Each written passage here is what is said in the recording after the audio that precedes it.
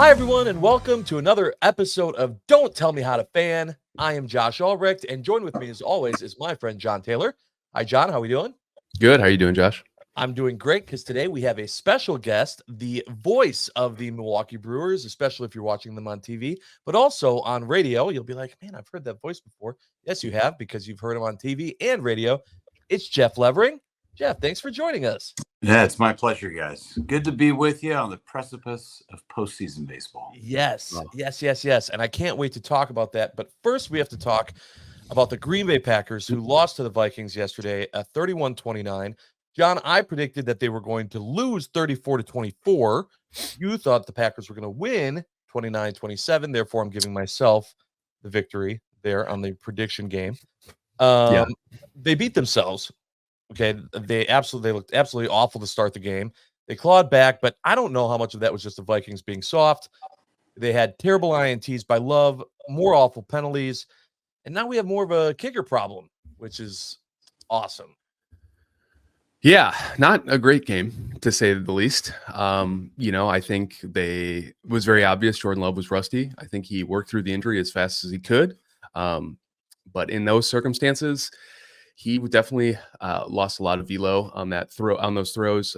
Both of those INTs, I think if it was 2 weeks from now, he definitely is driving off that front foot, getting the speed you want off the ball. But I got to say, whether they went soft or not, Brian Flores' scheme defenses are really challenging. And the fact that they were able to get the ball into Jaden Reed in space and really kind of utilize the tight ends to exploit those soft spots on their coverage. I think by the end of the year, we won't even be talking about this game. It'll just be another footnote that was his first game back. So, That's fair. Jeff, did you have the opportunity to watch any of the game? At this point, were you at the stadium? Sure was. Yeah, Okay. I watched, I don't know, maybe the first quarter or so. And then we were on the air at that point. So I got about, I don't know, maybe 30 minutes, 40 minutes into it. Saw the worst part of the game. I did. Yeah. Do you guys, so when you're in the booth, are there especially when there's overlap, are there other screens or things to watch, or is it just like during a break, when you guys go to commercial break that you can turn, or are you checking on your phone to see that? Because, it's not, obviously you're there to do a job. You're focused in on the Brewers game, but there are still people that go to Brewers games wearing Packers jerseys. It's, it envelops the whole state. Yeah, it does. And especially being the last regular season game. So I was on radio yesterday, and we have two monitors down where we sit. And then there's two monitors up where Kent is. So one is on baseball, and one of Kent's monitors was on football. But both of ours were on baseball. Got it. So his one monitor, when I was up there having some breakfast, that's when I was watching the football game, no audio, just kind of watching every now and again. Sure. So we'll say when we're on TV and there's a football game on a Sunday, Rock will normally have the football game on a big screen to our left. And then a college football game or whatever it is. Usually it's Clemson if we're watching something that's on Clemson. But he'll usually have that TV on a football game or a playoff basketball game. And now, is that his choice? Does he always get what if you wanted to watch a different game? Yeah, he has first right of refusal. Oh, so man. He controls the remote, or Renee in the back. Renee, our stage manager, also gets first priority.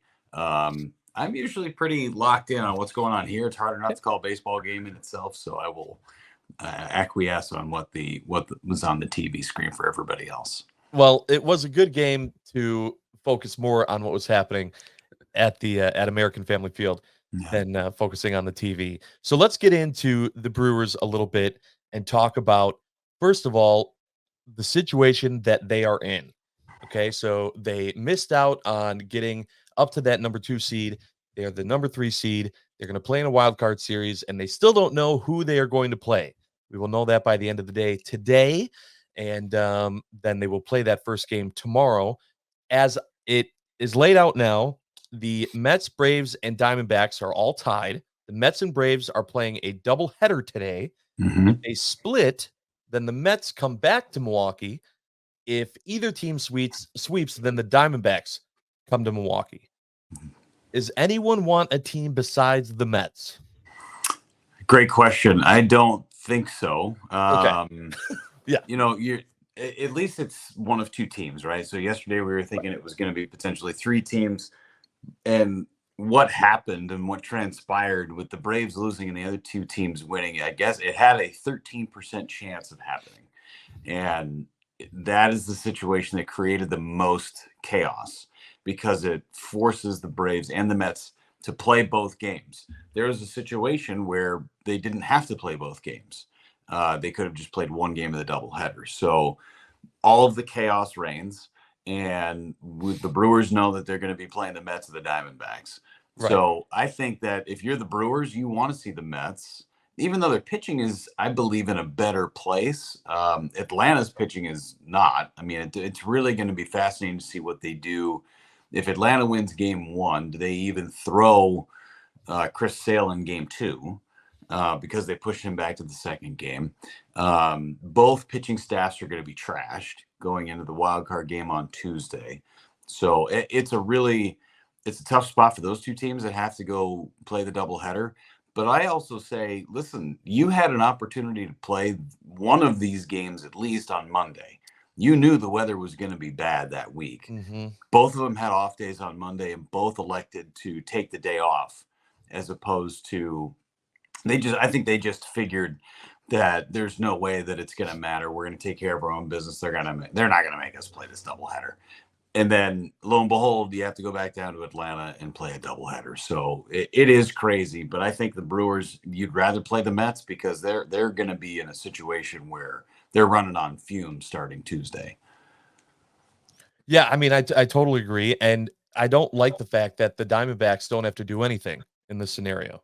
Right. Well, they kind of have to. I mean, are they? Well, are they I mean, coming to Milwaukee? Are they going to sit here knowing that they just have to go back home, or are they going to sit on a plane and watch the doubleheader? And sure, but the Diamondbacks' outcomes are to either come to Milwaukee or their season's done. Right. So it's they can plan for the Brewers. They're resting today. They can it's the Mets are in a fight for their lives.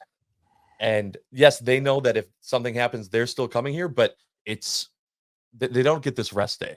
Right. I guess is the main difference. And I think also maybe it's a little recency bias, but I was at the fan appreciation game on Saturday, and so I saw them win. I didn't see the blanking that happened yesterday, but I feel more confident in this team against the Mets. And so if I got to pick between one, I want the Mets. Could also be because of what happened last year with the Diamondbacks and the Brewers. But one of the things I wanted to ask you, Jeff, was tell me why this year, this postseason is going to be different than the last few years of postseasons for the Brewers. What's different about this team? Well, I hope it's different for sure. I just think that this team is constructed differently than in years past. You don't have the horses pitching wise, right? In the years past, you've had Woodruff, you've had Corbin Burns, you have Freddie Peralta this year. But he's the only guy really with postseason experience in that starting rotation. But I do believe that they have a lot more depth with their bullpen guys that can go multiple innings. DL Hall and Aaron Ashby. If you wanted to, you could throw Colin Ray. Seems that he threw 110 pitches yesterday. I don't see how he's on that roster but you never know. I think Tobias Myers plays a big role in this. Mm-hmm. I think Frankie Montas plays a big role in this. But you have a healthy Devin Williams. You've got Trevor McGill, who's throwing the ball extremely well, and Jared Koenig. So you have guys, and Yoel Piops, too, for the last 2 months has been unbelievable. So I think their pitching is, dare I say, in a better place, top to bottom, than what it has been in years past. But also their offense has been almost slump proof, right? They've gone through these little stretches, but they've never lost more than 3 games in a row over the course of the season. And that goes to show you got a good pitching staff and your offense can create runs. So for me, I think that their ability to run, they ran crazy on the Mets. I know they had a tough time running against the Diamondbacks. Moreno's unbelievable behind the plate. But I feel like if you're playing against the Mets, you're going to be able to run. You're going to be able to be dynamic offensively. So at least in terms of round one, they would have an advantage over New York. Plus, they were 5-1 in the regular season against the Mets, so you feel pretty good about that situation. But the offense is more dynamic to score runs too. Do you have any leaning towards who might start game 2 and 3 if the series goes 3? Because obviously Freddie's going to be the one. I think that's all but guaranteed. But I've just been hearing so much chatter about Montas is probably won an opportunity. Tobias is great, but he's inexperienced. So you take Savale, he might be good in relief. Just kind of curious your thoughts on that. I think that reading tea leaves, I have no idea, but I think Peralta's got to be game 1. They set it up that way. He's going to be game 1. I think game 2 is Montas. It's regular rest. He threw well against the Mets his last time out. But then it's, hey, if you falter at all, that leash is super short. So they're going to have guys ready to go. It'll be fine. And then if you end up going to a game 3, I think it's going to be some combination of Myers and Savale if you don't use those guys in game number 2 or game number 1 even. So you got to get through the games. They're going to script this thing through 27 outs. How can we go from, all right, Devin Williams gets the last 3 and then boom, boom, boom, boom, boom. How are we going to script the rest of the outs that we need to get? But if it's me, I think Montas gets the ball in game 2. I like that. You heard it here. Let's talk about the offense you brought up and Willy Adames. So first I want to know how, obviously you were there, that curtain call for Willie sounded at the stadium. I thought it was a very cool thing that Murph did, pulling him in the 7th, letting him kind of come off. I mean, obviously looking at where the game was and the fact that there's a likely chance that was his last regular season game in a Brewers uniform.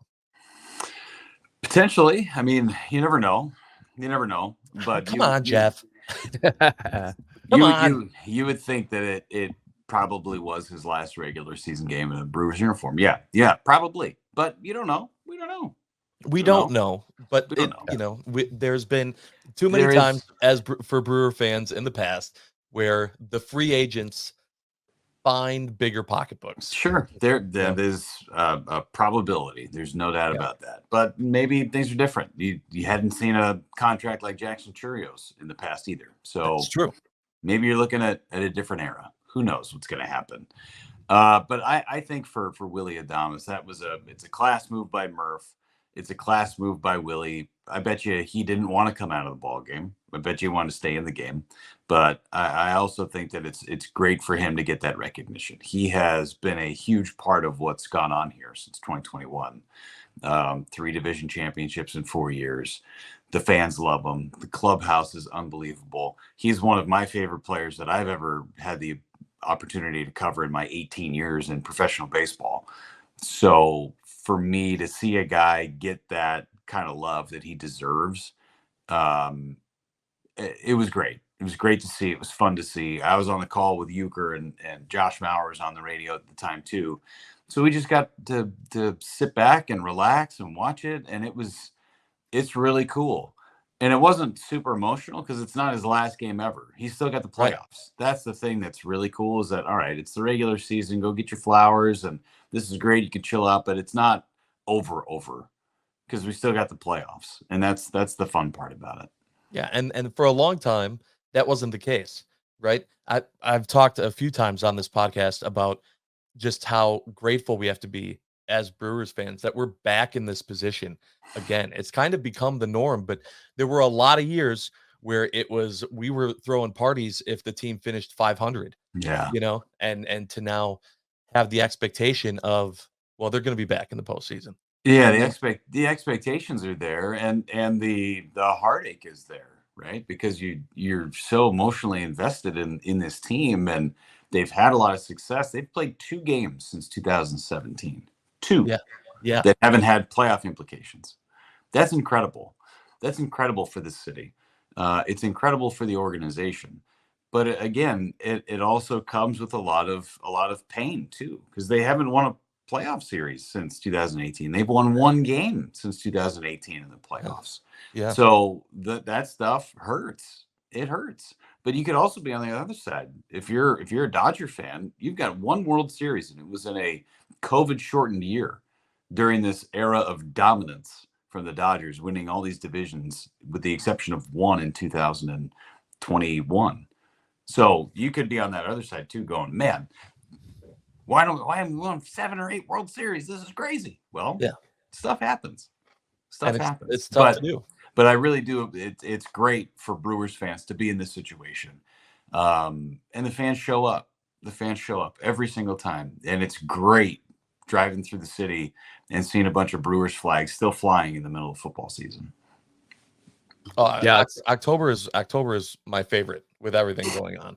Yeah. And having the Brewers still be a part of it. Also, I'm a big gearhead, and I love there's so much gear that comes out, sweatshirts, all this other stuff. And it's like, I hope I have a reason to wear this in October. I hope they're still playing and doing things. So being able to pull that stuff out is fun as well. I wanted to ask you about, when they clinched. So first of all, they clinched without having to play. And I know from my friend Sean, who runs the team store, that it was like the worst possible timing for them to clinch for him, because people couldn't come to the stadium to get the gear because they were already closing down the parking lots, and you had to have a ticket to get into the parking lot for the game. But then they win that game. And I feel like winning that game, even though they had clinched, was so important, because for just the mental game of, we still earned this. We would have earned it anyway. Yeah. And then you see everyone in the locker room, and they got the goggles on and the champagne spraying everywhere, and Yuke's down there. And I'm looking for my friend Jeff Levering. I don't see him. No, that's not him. I'm seeing other reporters.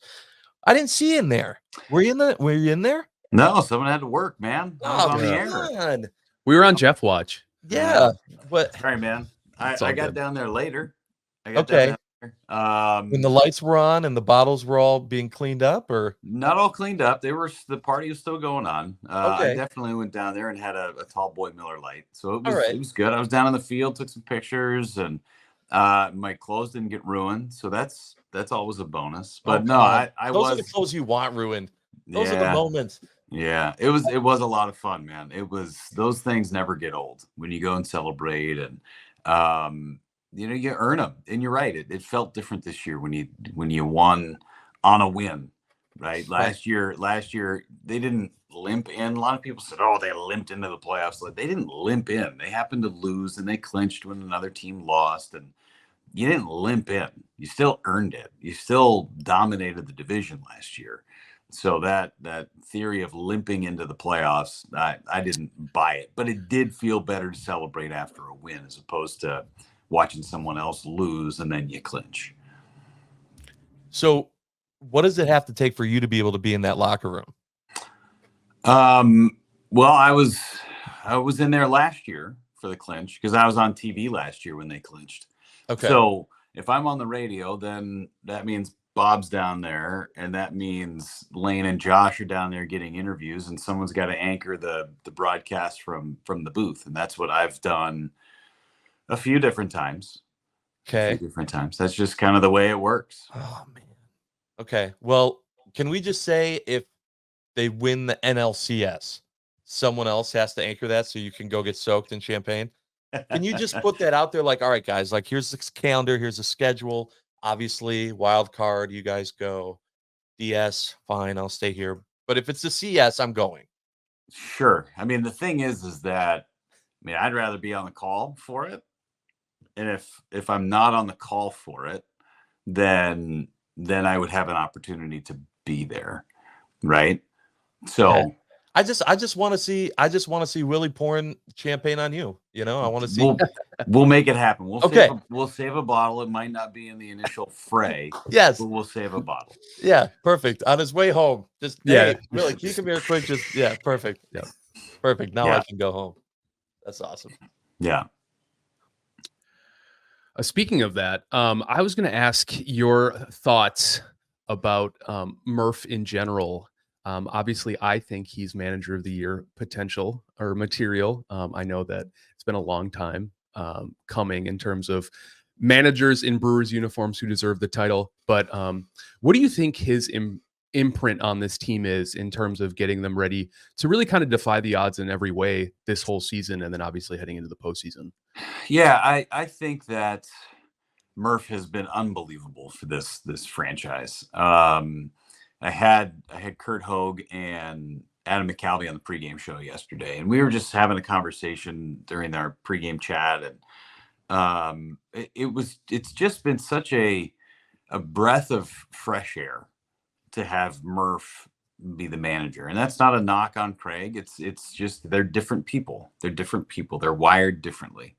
For Murph, he just tells it how it is, and he's not changing for anybody. He's 65 years old. He is who he is at this point. He doesn't have to impress anybody. And if you don't like him, well, screw you. It's okay. I'm going to live.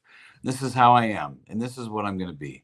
And to go in and have those media sessions and have Murph tell you point blank, this is what we're trying to do. He's playing the media game, but at the same time, he's being very transparent about how this organization is run. And it's very refreshing. It's very refreshing. He cares about his players. He always says, it's not about me, it's about the players. And that's true, but he's got to be the one that brings them all together and tugging on the same rope, right? And he's had that unique ability to do that for forever. As long as he's been a head coach or a manager in the minor leagues, now a manager in the big leagues, he's had this very unique way of getting everybody on the same page. And I think that early on in the season, there were some moments where some of the young guys weren't playing to their capabilities. He pulled the young guys aside, brought them into his office, and basically read him the right act and said, listen, this is not how we play baseball. So let's figure it out, or we're going to have some changes. And maybe some of the veterans didn't like that so much, but at the same time, listen, you guys have to be accountable. The veterans have to be accountable. Everybody's got to do their fair share. Otherwise, we're not going to get to where we need to go. And he's open and honest with everybody in that clubhouse. And I think that that's what is so great about Murph. And we talk about the communication all the time with the coaching staff, and it's phenomenal with all the coaches that came from the previous regime that are still here. And now Murph has a different voice. But I think it has been as seamless as you could possibly have with what Murph has done, and if not improved, with what's going on in that clubhouse, with each player having their own voice, the young kids coming in and feeling like they belong immediately. That's all because of Murph and the coaching staff, and even the players buying in and saying, oh man, let's go. Come on. You're part of this. Jump on board. Let's go. Let's go for a ride. It's really fun, and it's great having Murph here. Yeah, that's awesome to hear, because the Brewers have just suffered so much adversity this season. It does not get talked enough in like the national landscape. To start, was it 19 all told different starting pitchers? The amount of pitchers they've had to use, the called ups and downs, the injuries. I mean, just everything. It really does take such a specific manager to get the team in a frame of mind to just persevere through all that. And Yeah, I mean, I even go back to Tobias Myers' major league debut. That's in April, and who the heck is Tobias Myers at this point? You're going out. We've seen him in spring training the last couple of years, but he's 17th on the depth chart in terms of pitchers that you might see. But there he is going to make his major league debut, and Murph sees something out in the outfield. He's getting loose. He doesn't like Tobias Myers' body language as he's getting ready, and Murph leaves the dugout and goes and talks to his starting pitcher while he's getting warmed up to go start his bullpen before the game. No manager does that in Major League Baseball. But Murph has that innate ability to go up there and calm him down. And he gave up a homer on the first pitch of his big league career to Andrew McCutchen, but he's pretty darn good after that. Yeah. He's been pretty awesome. He's going to get some Rookie of the Year votes this year. So again, that's a move from Murph that he's just got ultimate feel, right? The scouting grades from 20 to 80, he's got an 80 feel. And that's just something you can't teach. That's awesome. So is there anyone else? I mean, I felt like if a Brewers manager was going to win Manager of the Year, I don't know what else you could ask for from Murph. I don't. Steps in first year, predicted to finish tied for third in the division, ends up blowing it out of the water, does it in the fashion that they did. I'm looking at the resume. I'm like, I don't know what else you ask. I don't know what else they could ask.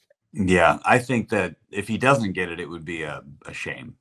It would be a shame. I think it's between him and Mike Schilt, but even the Padres have this unbelievable roster, and they Right. go and trade for all these guys, and it should work. That's what they're supposed to do because they've spent so much money. And The it's also not his Brewers, first year, right? right? Well, it's his first year. It's his first year at the Padres, but it's yeah, not his first. He won Manager of the Year of the Cardinals. I was going to say, yeah. Yeah. So for me, it's a no-brainer. If it's not unanimous, it's going to be in the 90% that Murph wins Manager of the Year, in my opinion. Okay. As we're wrapping up here, I got a few fun questions for you. You always have fun questions. You're on Cameo. Yes. $25 from what I saw doing my research on Cameo. You say that you donate that to charity, which is awesome. Yeah. Is it always the same charity? Do you spread it around? Yeah, Alzheimer's Association. Yep. There it is. Love it. What is the weirdest Cameo request you've gotten?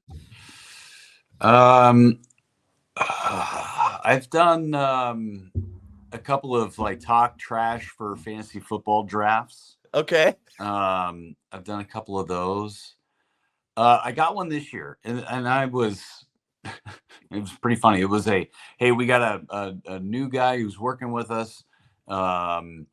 He's trying to fit in, and we just want you to give him some words of encouragement. He happens to be a Cubs fan, but make sure you give him some words of encouragement for this new job. So I did this with not a lot of information.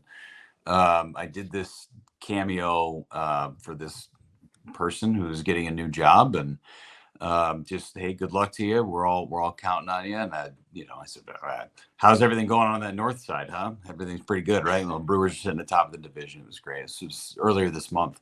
And it turns out that it was my old football producer, and he was giving the new play-by-play guy that took my job. He did the Cameo, so he was replacing me, my old crew. So I was giving him words of encouragement on how he could fill in my shoes, which is fine. It's easy shoes to without fill. knowing it was him. Without knowing it was him. And they played it during the production meeting. And apparently everybody was laughing and had a great time with it. So that was well played by them. That's awesome. Oh, yeah. I love that. I got to get your favorite euchre story. I mean, there's so many of them. Not one that he's told, but an experience that you've had with all the time that you've spent with Uke in the booth. Yeah, I mean, I always have a go-to from, it would have been 2018, right before the All-Star break. He comes into the booth and his eyes all jacked up, and Bob, what's going on, man? He goes, I was trying to take my contact lens out and I scratched my eyeball and I'm not feeling very good. So his contact lens was still in there, and takes his contact lens out. I saw a video of Lane taking his contact lens out, and Lane's like, oh my God, it's Uke's eyeball. And he ends up doing the first inning. He goes, I can't do this. He comes to the ballpark the next day, and it turns out that he had scratched his cornea. So he gets these magic drops from God, which is incredible, because he's Uke, and he ends up, he's thinking he might work the next day. He's not working. There's no chance. He shows up the third day. He's got this eye patch on. Fourth day, he shows a 7-game series. Fourth day, he shows up and he has these huge Harry Carey glasses on. He goes, I think I can work. I went, you have Coke bottles on your face. There's no way you could see anything. By the 7th day, he got these new contact lenses, soft lenses. And Uke has a tendency with his old contact lenses to keep them in for longer than he needs to. He's kept some contact lenses in for a month at a time, from what I've been told. So he shows up and I'm going to do the game. I'm feeling good. He looks over at me and he goes, man, is it cloudy in here? I went, cloudy? I mean, they just shot the fireworks, but maybe that's what it is. I'm not sure, but hey, let's get after this. And he ends up calling a really good game. And he battled eye problems, whereas he's calling a game and he's basically calling it off the monitor or the sound of the bat, or the crowd, and just seeing these little fuzzy characters go for balls in the outfield. So 7th day he calls the game. Oh, and he's driving to the ballpark every day and doing his thing. Oh my God, this is incredible. So we get through the game and he goes, man, it's still just really foggy. I don't know, man. I said, well, good luck driving home. We were flying to Miami to do a series. And I texted him. I said, when we got on the plane, I said, I hope you got home okay and everything's good. And we ended up taking off. And when I landed, I had a couple of text messages from Bob. And as soon as I opened them up, it says, I figured out why it was so foggy. ... I had 2 contact lenses in one eyeball. Oh, Oh my God. And I went, oh my God, this guy is incredible. He just called a Major League Baseball game with 2 contact lenses in one eyeball and then drove home. At how old was he at this point too? I mean, he'd have been 85 at this point. So, I mean, that's always a memorable one for me. Just sitting next to him and watching him do a game like that. I didn't know it at the time, but the fact that he had 2 contact lenses in the same eyeball was unreal. Yeah. Oh my gosh. That's amazing. Yeah. That's amazing. All right. Well, we're going to let you go. I wanted to thank you so much for being able to hop on with us today. We really, really appreciate it. I hope the calls you have the rest of the way are great. I know you also do some stuff with football. I hope that those go well as well. And hopefully we have you back on and we're celebrating some big series wins here for the Brewers. Yeah, let's hope so, guys. Pleasure being with you this morning. Thanks for having me, guys. All right. And thank you, everyone, for watching. Make sure to like, subscribe, all that fun stuff, because just like the Brewers, we are not done yet.